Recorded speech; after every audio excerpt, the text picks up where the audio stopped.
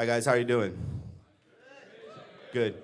Mr. Dugan would like me to remind you guys, no food, no drink, absolutely 100% no food and no drink in the theater, okay? We are very lucky. Irene has come back to talk to us again this year.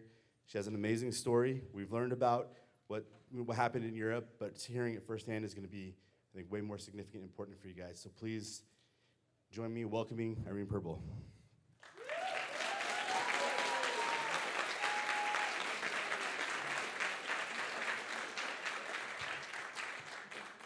Thank you. Can you all hear me? Yeah. Perfect. In the spectrum of the murderous conflicts devastating our world today, when the invasion of Ukraine happened, it brought back to my memory the exact feelings of terror and panic I had experienced as a 7-year-old in 1940 when the Nazis invaded our country. Thousands of Dutch people on the roads, running away from cities and towns in fear of being bombarded, and enduring the shooting from German planes above us. Parents protecting their children with their own bodies, trying to shelter in barns and villages, but having nowhere to go. We just finally returned to our houses where we found traces of looting. I was born in 1933, and I started with a very nice and sheltered life with my parents, a 2 years younger sister, and later 2 little brothers. Like all the children in Holland, we were riding our bikes in the summer and skating on the frozen canals in the winter, and we were attending school, playing with friends, until May 10, 1940. Germany invaded the Netherlands. Holland surrendered. Arthur Seyss-Inquart became the governor of the Netherlands. He was a hard-time Nazi extremist, later judged and sentenced to death in Nuremberg. Immediately, he imposed the enforced conformity, the systematic elimination of all our cultural and public values in order to make the Dutch country part of the Aryan fascist nation of Hitler. All Netherlands political parties were outlawed. Dutch associations and clubs like Rotary and Freemasons were forbidden. Within hours, our freedom of speech and freedom of the press were suspended, followed by the broadcasting services. We only were allowed to hear the Nazi propaganda radio and had to bring our own shortwave radios to the Gestapo. Very soon there came a curfew. Nobody could be in the streets after 8 p.m. until 6 a.m. next day. All our correspondence was opened and inspected. It did not happen all at once, but gradually. We thought it would go back to normal, but unfortunately that did not happen. We had to darken all our windows with black paper or any other means. No light could be seen from in the street because every night hundreds and hundreds of British Royal Air Force bombers flew over our country to bombard Germany. But since we were an occupied country, we also were considered enemies. The sirens warned us that the air raid was and bombing were coming, so we all looked for shelter in the basements and in public shelters. The Nazis issued ID cards for the population. Jews had theirs stamped with a big J, and they were obliged to use the yellow David star. Jews had no right to have their own business. All their business was confiscated. They could not use telephones. All public transportation was void to them. They were expelled from all public employments and only could shop between 3 and 5 p.m. They were also forbidden to come into the homes of non-Jewish people. All of a sudden, our Jewish friends started disappearing from school. And we were asked, what's happening? Yeah, we are going to stay with my aunt, we are going to travel. They were going in hiding, but they could not tell us. My father and all the male people from our family were outraged with the behavior of the Nazis, and they all became resistant. The Nazis had warned that whomever helped a Jew would be treated alike. Even with that, my father did not hesitate to start hiding Jewish people in our house. I can remember the names of at least 10 people who came to our house. Not all at the same time, but they were brought to other addresses just in order to not to show too many people in one house, because the Nazis were always on the look to find out who was living there. We children did not even know their real names. They had false papers, and for us, they just were aunts and uncles. We were always afraid that the Nazis would discover, and we became very much involved, even as children, because every day my parents told us, don't talk to anybody about the aunts and uncles in our house, not even to your best friends. And you know, when you're a kid, you want to tell your friends what's happening. But they told us on a daily basis, think about it, don't talk about it. Our life was as the description of Anne Frank's. We froze with fear every time we heard a truck stop in our street. Massive deportation of the Jews from the Netherlands to Germany happened on a daily basis. The Nazis frequently raided all the houses in our neighborhood in search of Jews. Usually very early in the morning, they shut off the street on both sides with barbed wire and went from house to house, dragging people outside, separating the families, and a lot of crying and screaming. Several times they searched our house, but the people always could reach the secret hiding place in time. We had a little knob at our door, and as soon as we saw German soldiers, we rang the bell up there and they could go into hiding. The scariest moment in my life was one morning when I woke up and my father was standing next to my bed with what seemed a giant German soldier, armed from head to toes, and just at my eye height, he had hand grenades in his boots. And a couple of days earlier, they had made a demonstration of how terrible, how dangerous those hand grenades were. So my grandfather, father, and uncle, they were all in the resistance. We called it the underground. Since the Gestapo confiscated our radios, the resistance started to hide radios, like my grandfather had one, and they could listen to Radio London in order to know what was really happening in the war. So even as children, we became participants of the resistance because my grandfather listened to the English radio. He made notes for his friends and told us, okay, you kids are going to help me. You are going to that and that address. Repeat. Okay. You have to talk to Mr. Jansen.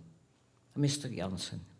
If he is not there, don't give it to his wife, not to his brother or his children, to nobody. And if they want to know, why do you want to talk to Mr. Jansen? Just say, my grandpa wants to talk to him. So he gave us the little rolls with the message, and we had to put it in the handlebar of our little scooters. For grown-up men, it was dangerous to go in the street because the Nazis very often sent all the able-bodied men to Germany, to the war factories. So we as children, nobody paid attention to us.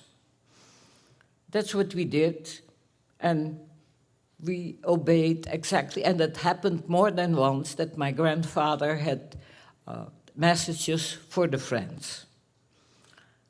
On June 6, 1944, the Gestapo came back to our house. This time, it were not even German soldiers in a uniform, but Dutch people, traitors who worked for the enemy. I was almost ready to go to school when the bell rang. I opened the door and saw 3 men in civilian clothes coming up the stairs. And I asked them, what do you want? They said, IRS. I didn't know what to do, and then my mother came along, and she said, what's happening here? And I said again, IRS. And my mother said, then show us your badge and tell me what is happening, that I can answer you. They hit my mother, she fell on the floor. They immediately went upstairs and found the 2 Jewish people that were there at the time. Sorry. Everybody was taken to the living room. They asked my mother, where's your husband? My mother said, oh, I can call him. He is working at his job at the distribution center, but I can call him. And I said, no, give us his phone number. And who is your doctor? Oh, my doctor is Dr. Dubois. At that time, I had 2 little brothers, and they were still babies.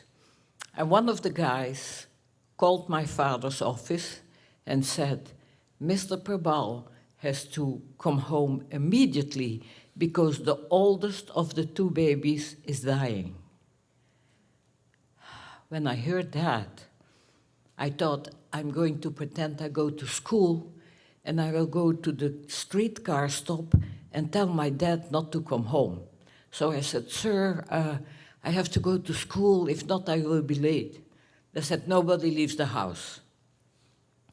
A little time later, my father came home, and he looked at my mother, who had my little brother on her lap.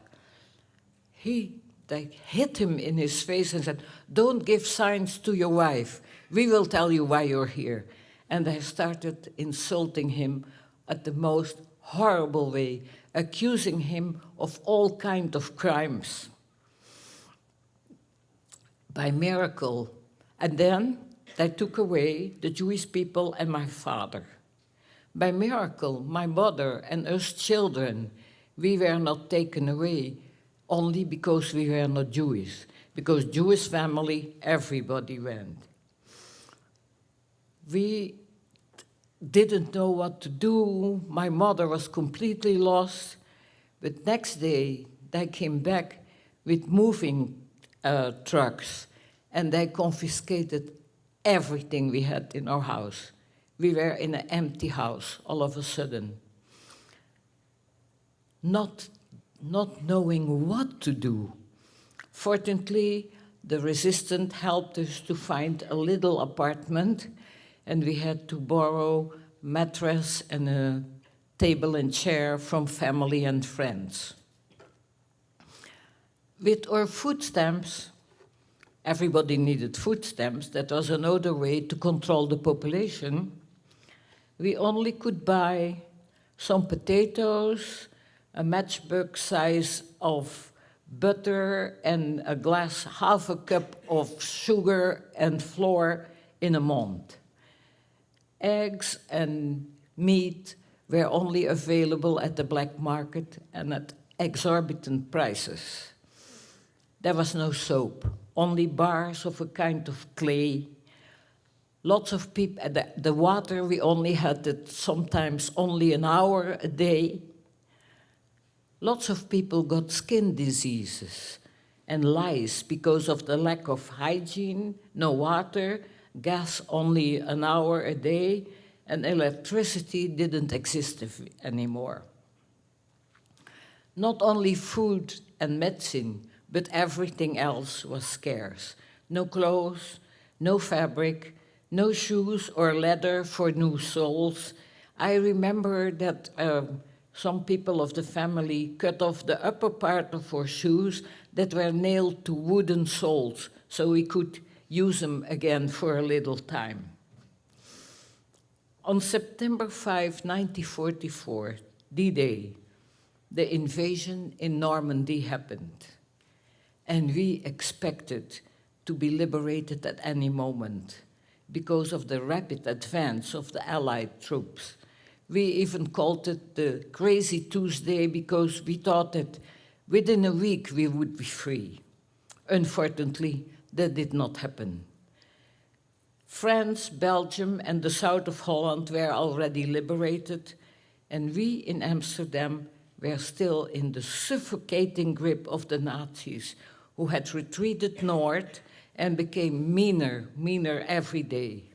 The food became even more scarce since there was no transportation and all the shops were empty, and whatever was left was confiscated for the German army.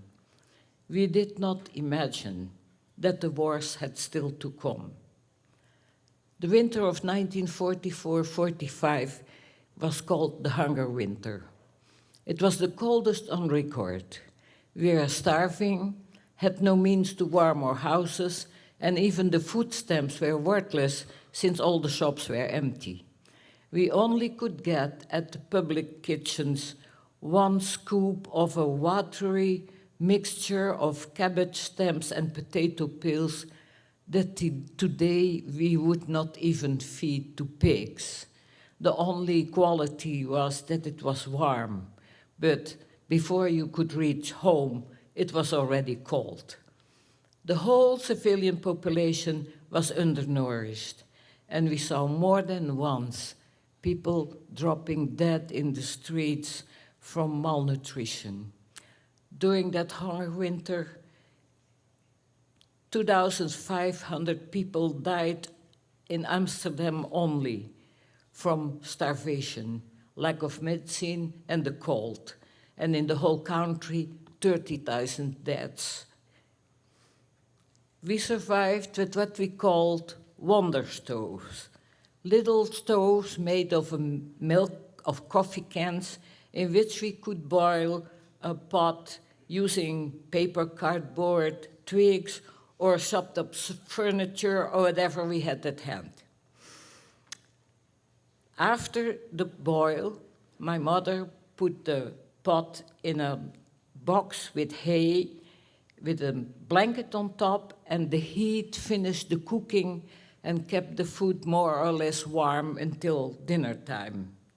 That is why later I became a very enthusiastic solar cooking teacher, because I knew all you can do without traditional gear. Okay, let's see here.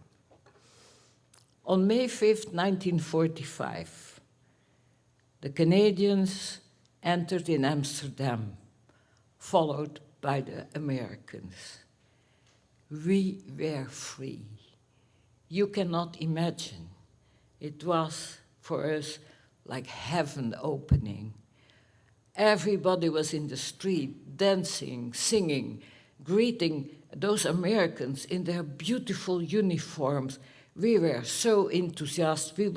Everybody wanted to go on the trucks or the tanks because Americans had chocolates and cigarettes, things of which we only could dream for 5 years.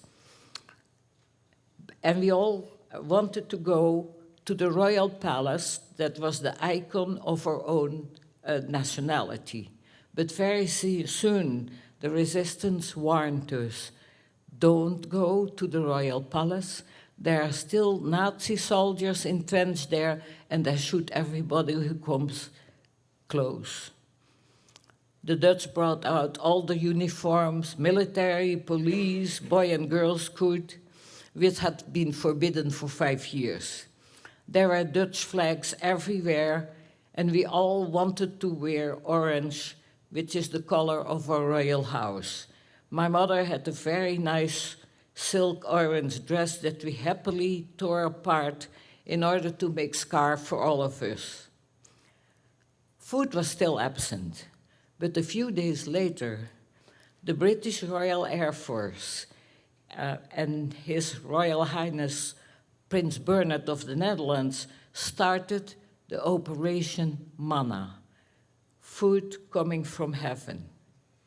We saw the planes swooping over Amsterdam, going to the airport and dropping packets and packages of food. Everybody went to the roofs. Thank you, Alice. We were all so happy. More than 2,800 Lancasters dropped 7,000 tons of food. At first, we had big tins with crackers and lard. Lard is some kind of Crisco. We said, oh, delicious. We started putting lard on the crackers, eating. We became so sick.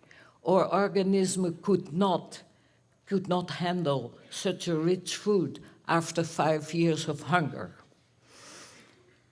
When I did this presentation in Jackson, one of my friends brought her father-in-law from England. When he heard the story, he said, I participated of the Operation Manna. I probably was the one who dropped the food for you because I was the rear gunner in my Lancaster. It was a very special moment because after 75 years, I could say, thank you, sir, to somebody who saved us from hunger. Later on, I told my friend, I'm going to visit your father-in-law because he brought us food and I will bring him chocolate in memory of the Cadbury that he dropped for us. The day that I had to go visit him, my friend said, unfortunately, Ron passed away in his sleep last night. I was very sad because it was such an emotional moment to have met him. But then my friend Martha here said, what a beautiful completion of his life that somebody he saved could thank him for what he did. Very soon, at the soccer stadium near our apartment, the buses arrived from Germany, bringing home the political prisoners of Nazi concentration camps. It was absolutely heartbreaking seeing those living skeletons still in their red, blue, and gray uniforms. We went daily with a picture of my father. Did anybody see him? Anybody knows where he is? Please give us some news. Unfortunately, nobody could help us, and we came home in tears. My mother said, there will be more buses tomorrow. He might be there. We went every day, but he did not come back. My two uncles, who also had been deported, came back. They had met my father in a concentration camp in Germany and said, we will stay together. But they had no saying over that, and my father was put on a transport to St. Bostel Neuengamme. Later we heard that my father had died there on May 13, just a week after the camp was liberated and the war was over, when there are no survivors of that camp, because when the Allied troops came closer, the Germans inoculated typhoid to all the remaining prisoners. Nobody survived there. There are no words to describe the atrocities committed in concentration camps. No films or books come close to reproduce the atmosphere of suffering that still impregnated the walls of the barracks. As soon as the prisoners arrived from the cattle wagons, men and women alike had their heads shaved, their clothes and any belongings referent to their persona taken away. The Nazis wanted the prisoners to feel they were no longer individuals with names, families, homes, and a history. They were just the numbers that were etched in their flesh in dark blue ink. It was their way to dehumanize people. I never had the courage to visit one of those death camps. I only saw a transition camp in Belgium and visited the Holocaust Museum in Washington, D.C., and the Anne Frank hiding house in Amsterdam. At all those venues, the whole energy is so subdued that people only whisper. Using the myth of Aryan superiority or white supremacy, the Nazis became the most cruel murderers of history. Their one-day plan resulted in a mechanic, massive, and almost industrial destruction of Jews in the concentration camps. The gas chambers and cremation ovens perfectly performed this officially planned and executed system to kill as many victims as possible. The horror of National Socialism and Nazism was not only a Jewish tragedy, it was a crime against all humanity. Besides the 6 million murdered Jews, adults, and children in concentration camp, journalists, intellectuals, handicapped and disabled people, homosexuals, slavish people, and Romas are among the 12 million victims whom Hitler saw as lives unworthy to be lived. Also Germans who opposed the Nazi regime, like student Sophia Scholl and the pastor Dietrich Bonhoeffer, were killed in concentration camps. My father had no intention to be a hero. In his calm way, he always took the right decisions for the circumstances. But he left us a legacy of great courage, humanity, and abnegation, and told us never to be afraid and always stand up for our principles. After the liberation, I remember my mother saying, "Children, this is a historical moment. The world peace. We never will have war again." Unfortunately, humanity did not stop. What was the lesson I learned from this experience? First of all, never, never, ever give up. This was confirmed by Mitka Kalinski, a Holocaust survivor I met a couple of years ago at the Rotary Club of Sparks. We had the same age when the war started and had a lot of common memories, but of course his life was far more dramatic than mine because he passed through several concentration camps. But he also said, never give up and always keep fighting fascism and similar hateful ideologies. Another survival technique we talked about is to keep your sense of humor. We had jokes about the Nazis and even jokes about ourselves that were the only things that could make us laugh. More surprising even, Viktor Frankl, himself a Holocaust survivor, highlights the importance of humor, even in concentration camps. He explained that it was another of the soul's weapons in the fight for self-preservation. To be honest, it took me years to understand that we never should compromise with intolerance. Right after the war, we were very angry with the Germans. It was only later that I understood that wars have no winners. They bring sorrow and destruction on both sides.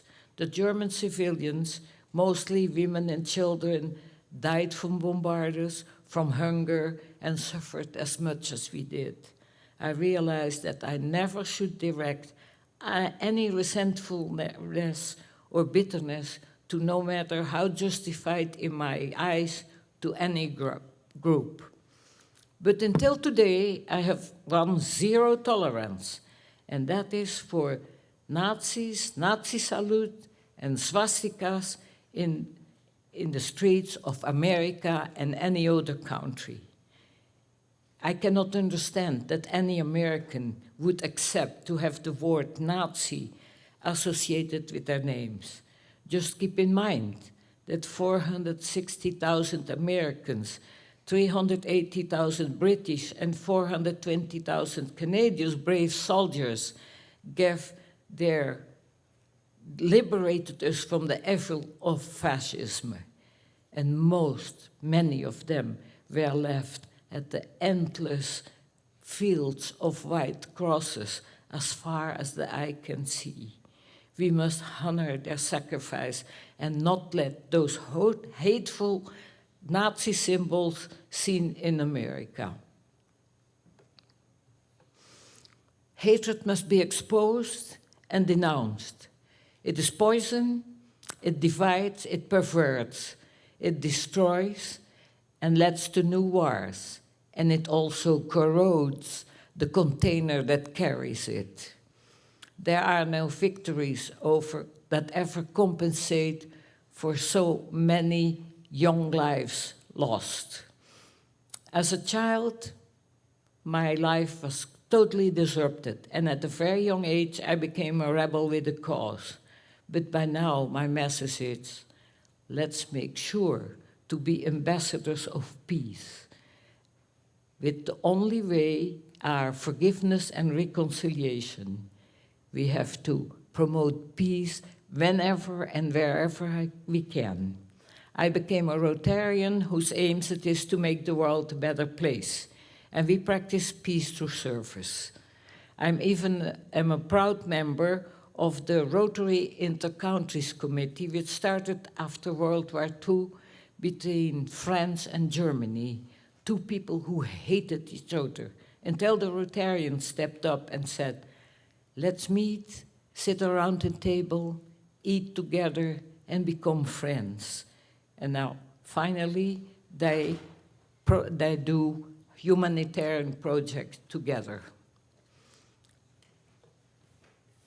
The wages of war are very heavy. They are paid in blood, tears, and body bags. Loved ones in their prime, no matter how courageous and brave they were, come back home in flag-draped coffins. So I asked everybody and the young people, please promote peace wherever you can. Start in your small environment. It doesn't matter how small. One little lighted candle chases away the darkness. Our souls are like candles. We can light up each other. Let us keep that in mind. Thank you so much for your attention.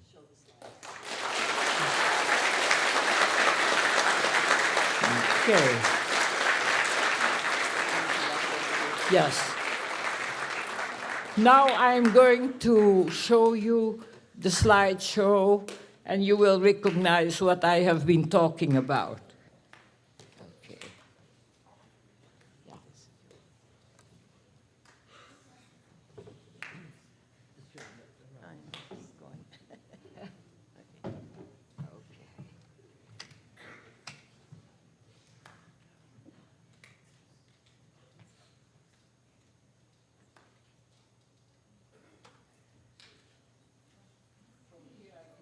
Yeah.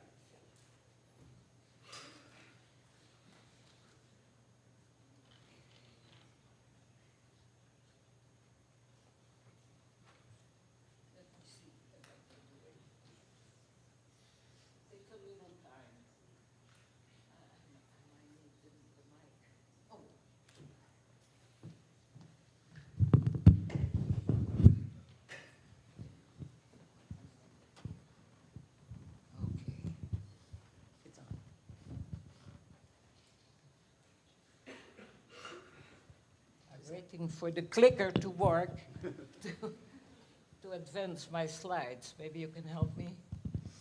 Oh, there. That is my early childhood.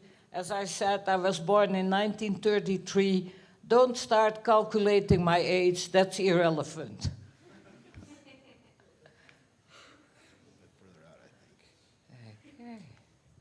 Okay. As I said, we did ice skating, bike riding, and playing in the streets. Next. This is my school picture. I think it was in 1940 or 1939 at the Montessori school in Amsterdam. And that is Anne Frank's school pictures. She was at the same time, she was at the Montessori school, but not at the same time, because she was 4 years older, and when you're 4 years, that's a lifetime for a child. Okay. Here was the New York Times when they said when the Nazis invaded our countries, Holland, Belgium, Luxembourg, and even France. Sometimes people ask me, why didn't the Dutch defend your country? Well, our country only had armament from World War I, and besides, we were neutral and not supposed to be invaded. Yes. So as you can see here, the Nazis had the most powerful war machines. This is the governor, the guy who became the governor of the Netherlands. Underneath you can see him with Hitler. They immediately took Dutch hostages, prominent people, that they kept for when there was any sabotage against the Germans. They started shooting the hostages. We saw German soldiers, tanks, and trucks everywhere. It was not our country anymore. They started bombarding our port of Rotterdam. And within 24 hours, freedom of speech, freedom of assembly, and freedom of the press were suspended.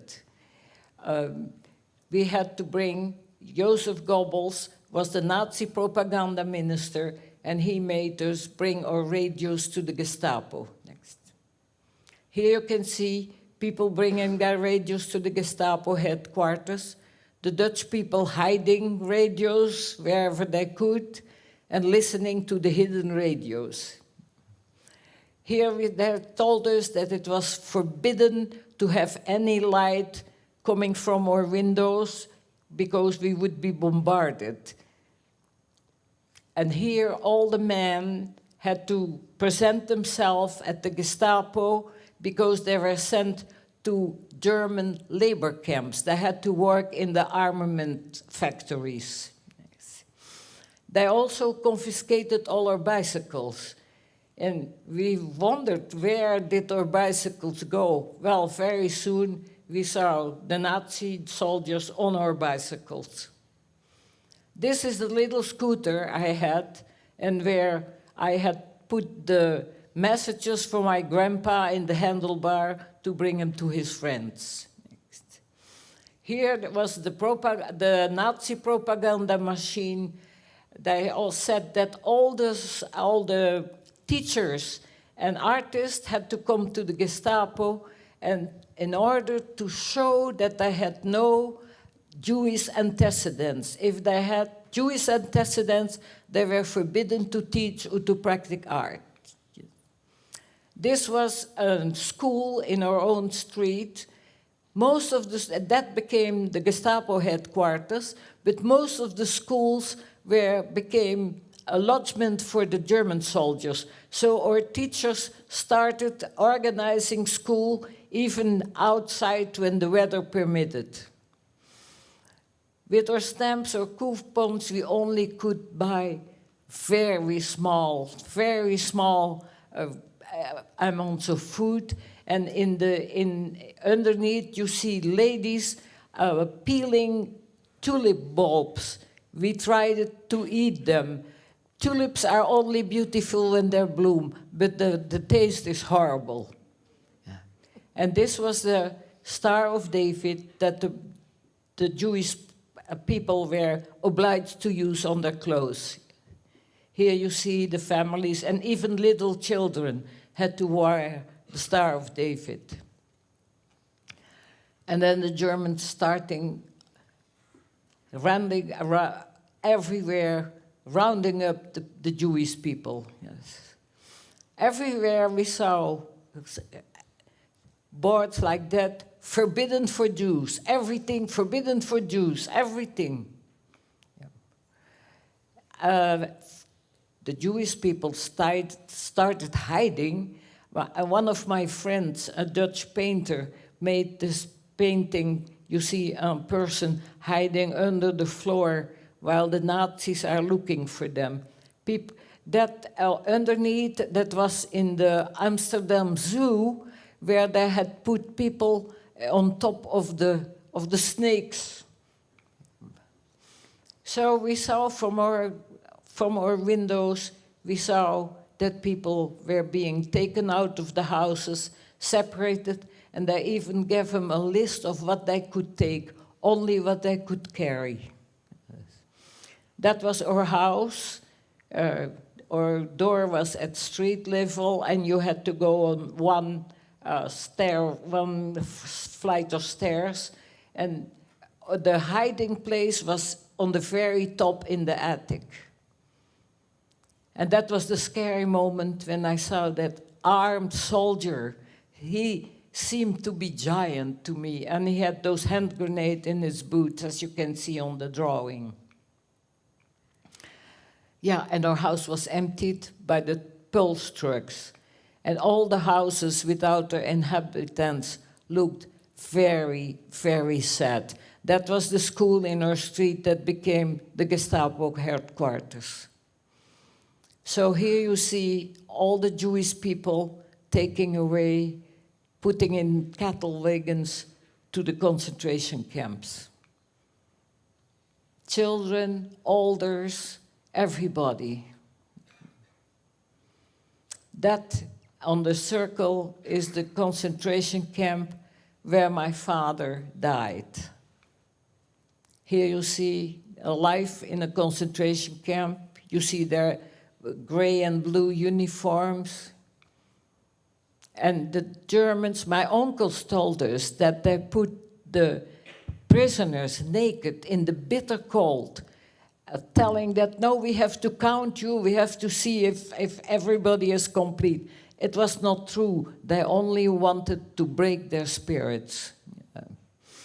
These are the children in concentration camps who usually were taken immediately to the gas chambers. They could not work, and the Nazis did not want to feed them.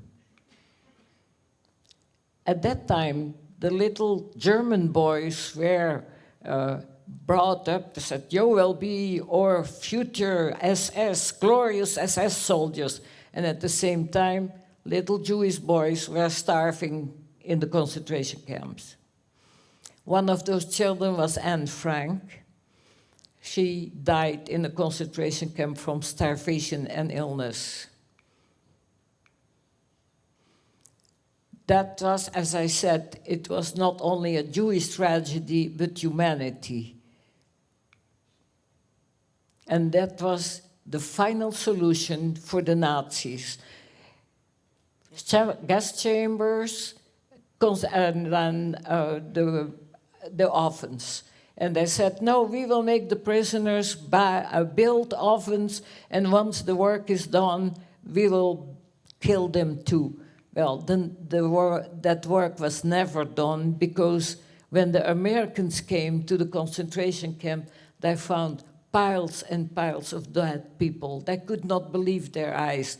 And General Eisenhower made all the villagers of Germany come to the concentration camp. He said, because they will deny that it ever happened. So this was the D-Day in Normandy. Oh, that was still the hunger winter. They didn't come in the right... so you see people with no clothes, nothing to burn in their stoves. And that is the so-called wonder stove and the hay basket that we used for cooking without the real stoves. Okay. And that was the card with which we could buy just 1 scoop of that horrible mixture. The children were so hungry that they could not even wait to come home. Here you see the gravely undernourished children. And very often we saw people dying falling in the street from starvation. That was the liberation of the Netherlands. Finally, we could fly our own flag, and everybody wanted to go on the tanks with the Americans. Yeah. That's when we wanted to go to the Royal Palace, but the resistant told us, don't, because the Nazi soldiers who are entrenched there shoot everybody that comes near. This is a memorial where all the Dutch civilians that had been shot by the Germans were honored. So this is our freedom after 5 years of Nazi occupation. Yeah. And this is the Operation Manna, the planes coming from England, yes, and dropping food. Official document, yes, next. That is the gentleman from England I met in Jackson. We were both emotional. On the right, you will see him with his crew of the Lancaster. That is how the people from the concentration camps looked. That was very, very hard and very sad to see that. And we still hope that my father would be among them. Yeah. That was the camp where my father died. That's what I found when the Allied troops came close. My father is on the list of honor. And his remains have been brought back to the Netherlands, like the remains of all the people on the concentration camps, and they are on the field of honor in Loenen. They only have a headstone, their name, birth date, and the date that they died. And the children take care of those stones. As you see, their children are always there at any kind of celebration. This is an American cemetery. As you can see, the field of white crosses are so far, and that's only in the Netherlands. They are all over Europe. And the children also take care of the graves. Yeah, this is the biggest one in Holland. When we saw that after the war, we could not stop crying to see that. Until today, we have waiting list of Dutch families who want to take care of an American grave. And when the elders cannot do it anymore, the association said, oh, we have a waiting list. They said, no, no, no, no, that will stay in our family. That is our American. Many of them got in touch with the family of those soldiers and became friends. That is the Holocaust survivor I saw in Sparks, Rotary Club of Sparks. And that is my zero tolerance. Please, no Nazi flags. I know all the evil that comes from that. So all the Americans who died, we have to honor. We have to honor their sacrifice. Every year in the Netherlands, we have big celebrations, and we invite American and Canadian veterans. And one Canadian asked one time, why do you Dutch make such a big thing of it? It was so many years ago. And the Major of Arnhem said, we never will forget our liberators, and we never will thank them enough. So, see, Look at the young faces of those kids. Many of them did not even live to the end of the day. And the white crosses. The camp where my father perished, thanks to the Rotary and the Lions Club, became a museum for people not to forget what happened. That was Elie Wiesel, who himself was a Holocaust survivor and later became an activist to let people know, and we must never forget. Thank you so much for your attention.